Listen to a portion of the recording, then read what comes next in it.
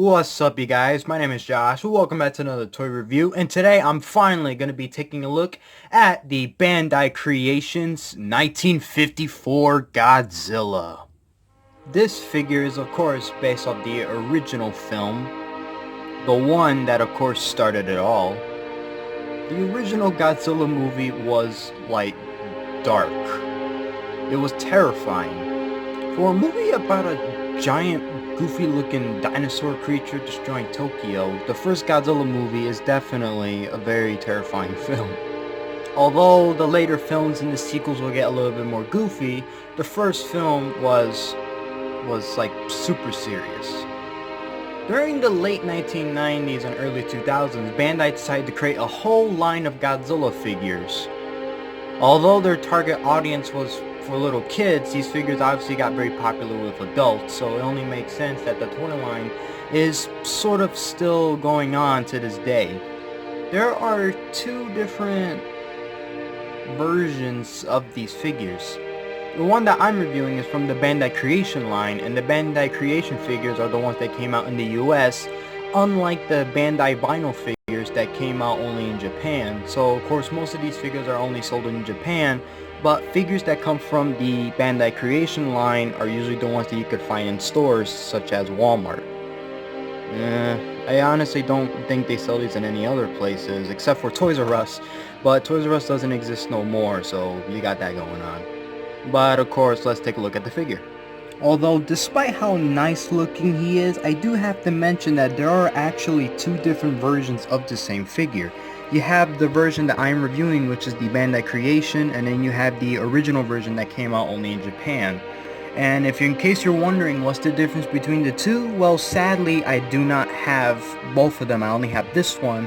But when I do get that figure, I will review that one as well and show what are the differences, because I was very surprised with some of the details that you can find with the other version that came out in Japan. Not saying that one of them is bad and one of them is good. They're both still very nice looking figures. I just wanted to just kind of get that idea out there, just for anyone who don't know. But in December, Bandai will be re-releasing the figure, so hopefully I could get my hands on that when it comes.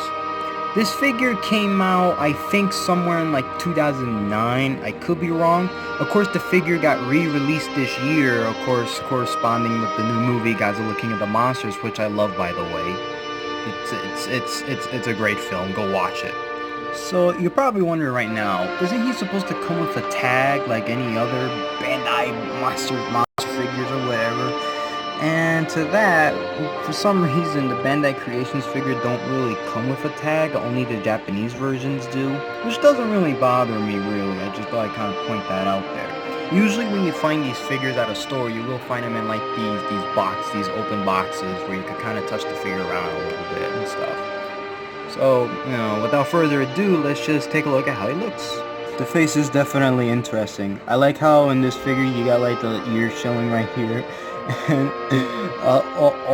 look at that. The beautiful derpiness right there. See this right here. His mouth's painted red, which is kind of interesting, especially when you consider in the movie. The first film, well, and the second one too, was in black and white. So you never really see what Godzilla really looked like in color. So I can assume that the figure is trying to show how he would have looked like in color. I just thought I'd kind of mention that because a lot of people actually do complain that they don't like their mouth being red.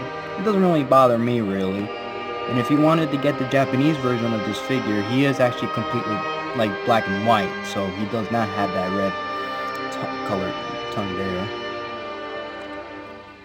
You can see the paint job right here, if my camera can work. Looks pretty clean for the most part. I love how messed up he looks. I mean, what do you expect? A guy in a suit. Not counting that this is the first Godzilla movie. See all the nice bumps and cracks. Like, if you feel the texture, it's like bumpy. It's like very, very nice. Let's see the toes. We got some big toes.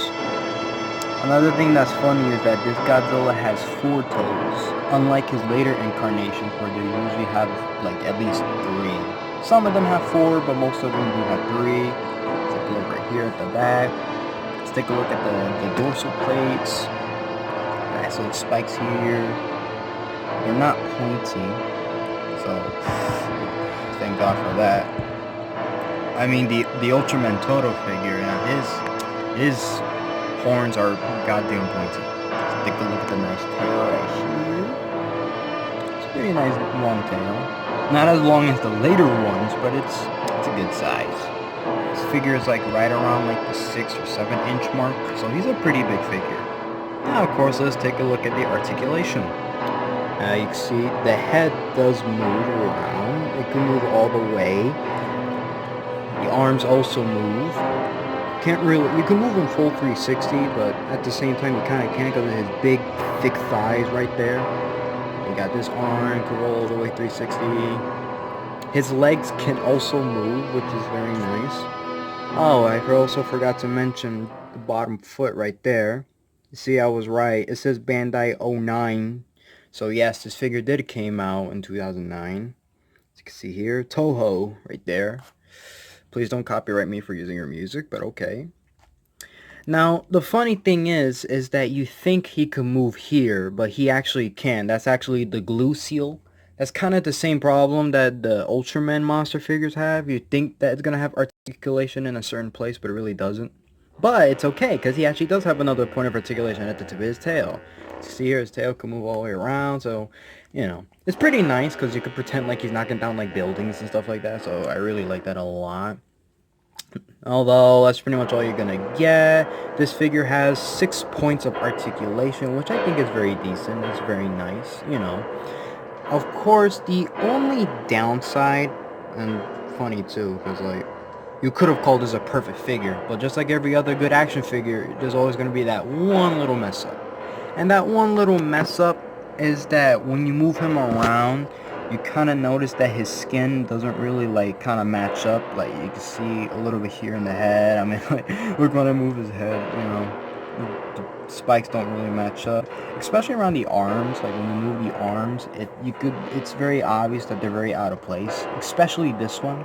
I don't know if you could kind of see it. His arm is supposed to stay right there, but if I move it, you know, it kind of looks like he got a little bit of extra plastic, so that's kind of funny, I guess. You know, but I mean, that's pretty much it. I like this figure a lot. It's very nice. Everything else, I'm pretty good. You know, it's a satisfying figure. You know, it's very unique. I like it. So of course, let's give him some size comparison. Not just any other size comparison. Let's compare him to a whole bunch of Godzilla copycats. Here he is with Gamora, Sadora, Gudan, and of course Red King, or as I personally like to call him, Godzilla on a piece of a corn cob. I mean, the more I look at it, the more it does kind of remind me of a piece of a corn. Sorry, Red King. Also, yes, I will review him again sometime in the future. And you know, why the hell not? Let's put Ultraman in there too, just to kind of give him the nice size comparison. If he can freaking stand. Okay, that's much better. See how nice they both look together? And sure, let's throw in Chucky, because I can. So yeah, that just about does it with this figure. Of course, I'm going to keep reviewing more of these Godzilla figures too in the future. I do have something special planned out for Friday. I'm not going to say what, although it is Godzilla related. But of course, until then, I hope you guys liked the video. It's a little messy, but you know what? The original Godzilla movie was a mess too. I mean, just look at all the destruction that was caused. And you know, some of the accidents on set that occurred. God bless Japan. So anyway, leave a like, subscribe, and of course I will see you guys in the next review. Peace.